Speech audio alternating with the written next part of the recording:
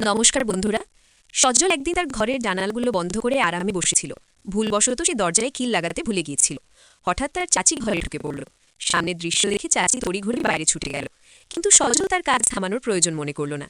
চাচি বাইরে এসে জিজ্ঞেস করল, সজল ঘরে কি করছিল?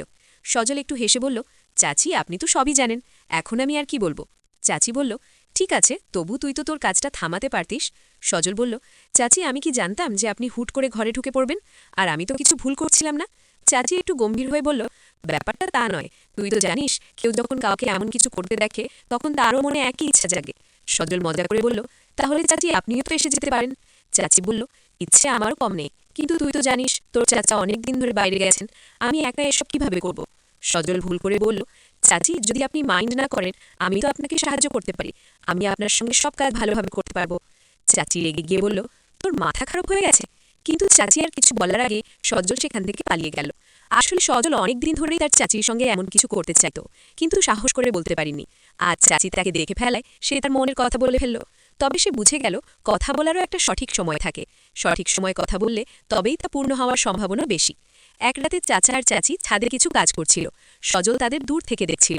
কিছুক্ষণ দাঁড়িয়ে দেখল যেন তাদের মধ্যে কিছু একটা চলছে। চাচা পুরো মনোযোগ আর পরিশ্রম দিয়ে কাজ করছিল। সজলের এখনও বিয়ে হয়নি, তার বয়স 21 বছর। তার চাচি খুবই সুন্দরী আর আকর্ষণীয়। সে সবসময় সজলের সঙ্গে মজামস্তি করত। চাচি আর সজলের মধ্যে একটা বন্ধুত্বের সম্পর্ক গড়ে উঠেছিল। চাচি যখন নতুন বিয়ে করে এ বাড়িতে এসেছিল তখন তার মধ্যে একটা অহংকার ছিল, তবে এটা স্বাভাবিকই ছিল, কারণ সে যেন কোনো হিরোইনের থেকে কম ছিল না। চাচির উচ্চতা বেশ ভালো, চোখ দুটো গোল, গায়ের রং ফর্সা, আর শরীরের গঠন আকর্ষণীয়। যখনই সে সজলের দিকে তাকাত তার চোখের দৃষ্টি যেন সজলকে ভেদ করে দিত। কিন্তু কথা বলার সময় চাচি মুখ ভেঙে যেত। তখন থেকেই সজল বুঝে গিয়েছিল যে চাচির মধ্যে তার সৌন্দর্য নিয়ে একটা গর্ব আছে। সজলের চাচা একটা কোম্পানিতে কাজ করত, যেটা তাদের বাড়ি থেকে 30 কিলোমিটার দূরে ছিল। তাই চাচা বাড়ি ফিরতে ফিরতে মাঝরাত হয়ে যেত। কখনো কখনো তিনি বাড়ি ফিরতেন না, কয়েকদিন ওখানেই থেকে যেতেন, কারণ প্রতিদিন যাতায়াত করা বেশ কঠিন ছিল। চাচা যখন বাড়ি থাকতেন না চাচি তার ঘরে একা থাকত। সজল অনেকবার চাচিকে একা অস্থির হয়ে থাকতে দেখেছে। তার মনে হয়েছে চাচা চাচিকে যতটা ভালোবাসা দেওয়া উচিত ততটা দিতে পারছেন না। এটা সজলের কাছে পরিষ্কার হয়ে গিয়েছিল। একদিন সকালে সজল দেখল চাচি খুব উদাস হয়ে আছে। সে জিজ্ঞেস করল, চাচি কি হয়েছে, আপনি এত মনোমরা কেন? চাচি বলল, আমার শরীরটা ভালো নেই। সজল তৎক্ষণাৎ মেডিকেল থেকে ওষুধ এনে দিল। চাচি ওষুধ খেয়ে নিজের ঘরে চলে গেল। একটু পরে সজল চাচির শরীরের খোঁজ নিতে তার ঘরে গিয়ে দেখল চাচির বেশ জ্বর।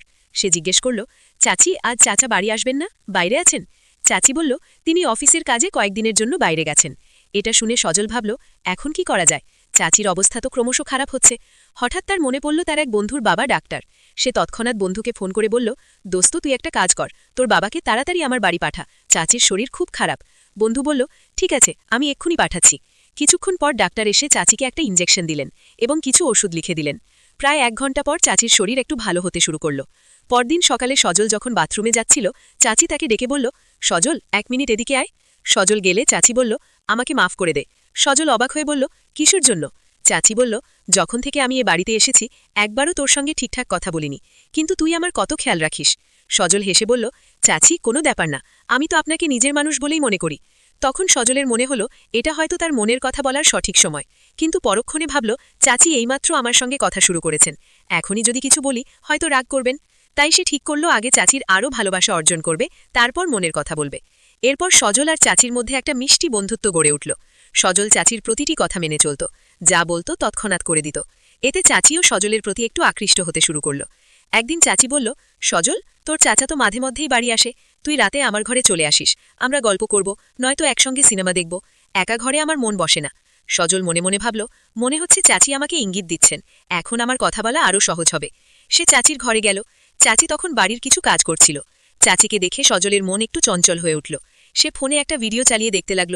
ভিডিওর শব্দ পুরো ঘরে ছড়িয়ে পড়ছিল। সে দরজার দিকে মুখ করে বসেছিল, যেন কেউ এলে দেখতে পায়। কিন্তু ভিডিও দেখতে দেখতে সে এত মগ্ন হয়ে গেল যে চাচি কখন ঘরে ঢুকল তার টেরই পেল না। চাচি চুপচাপ এসে ভিডিও দেখতে লাগল। সজলের কিছুই খেয়াল নেই। হঠাৎ চাচি একটু কেসে উঠল। সজল তাড়াতাড়ি ভিডিও বন্ধ করে ফেলল আর ঘাবড়ে গেল। চাচি হেসে তার কান ধরে বলল, এখন বন্ধ করলি কেন, ভয় পেয়ে গেলি? সজল একটু হেসে কিন্তু ঘাবড়ে বলল, হ্যাঁ চাচি, ভয় তো লাগবেই, যখন কেউ ভিডিও দেখার সময় ধরে ফেলে।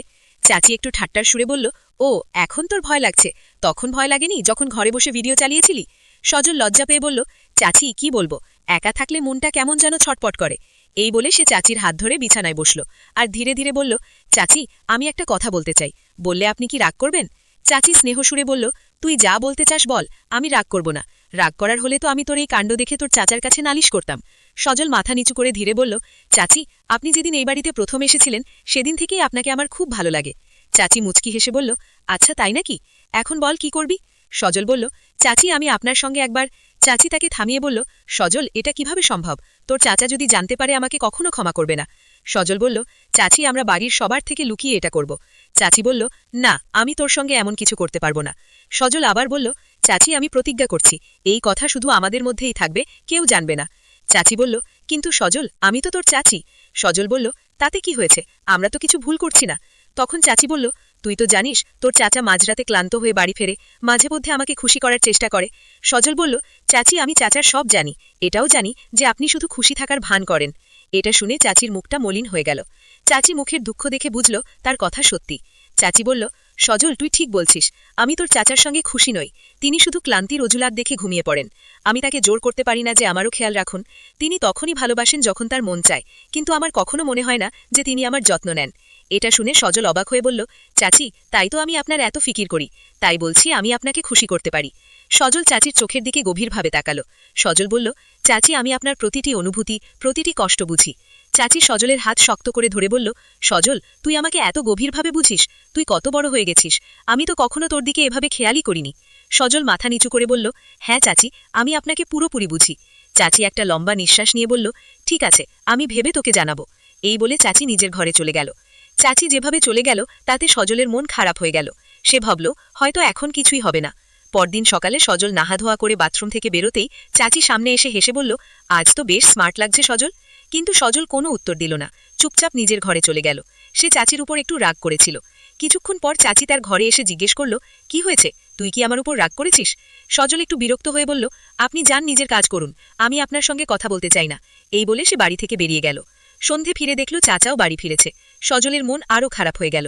সে ভাবল, এবার তো আমার স্বপ্ন শুধুই স্বপ্ন হয়ে থাকবে। চাচা তাকে দেখে জিজ্ঞেস করল, সজল, সব ঠিক আছে তো? সজল উৎসাহীনভাবে বলল, হ্যাঁ ঠিক আছে। এই বলে সে নিজের ঘরে চলে গেল। রাতের খাওয়ার সময় সবাই একসঙ্গে বসল। সজল চাচির দিকে তাকাচ্ছিল আর চাচিও তার দিকে তাকিয়ে মুচকি হাসছিল। চাচি চুপি চুপি তাকে চুপ থাকতে ইশারা করছিল। চাচা খাওয়া শেষ করে বাইরে চলে গেলেন। সজল ধীরে ধীরে খাচ্ছিল। চাচি তার কাছে এসে বলল, কি ব্যাপার সজল, তুই কি আমার উপর রাগ করেছিস? সজল সরাসরি বলল, হ্যাঁ। চাচি বলল, তুই আমার কাছে কেন বুঝছিস না? এটা সবই ভুল। ভুল? সজল উত্তেজিত হয়ে বলল, এতে ভুল কি আছে? চাচি শান্ত গলায় বলল, যা, ঘরে গিয়ে ঘুমো। সজল বলল, আমি ঘুমোবো কি ঘুমবো না তাতে আপনার কি? আমি আজ রাতে ছাদে বসে থাকবো।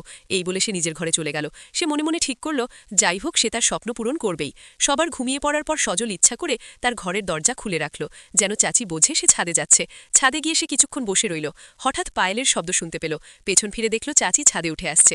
চাচি তার পাশে বসে বলল, তুই কি পাগল হয়ে গেছিস? এত রাতে ছাদে কি করছিস? সজল ঠান্ডা গলায় বলল, আমার ইচ্ছা, আমি যেখানে খুশি বসবো, আপনি নিচে যান তো। চাচি তার হাত ধরে ধীরে বলল, সজল, আমি মনে প্রাণে তোর সঙ্গে আছি। একটু থেমে বলল, কিন্তু এখন আমরা এই পদক্ষেপ নেব না, এটা আমাদের দুজনের জন্যই ভালো হবে।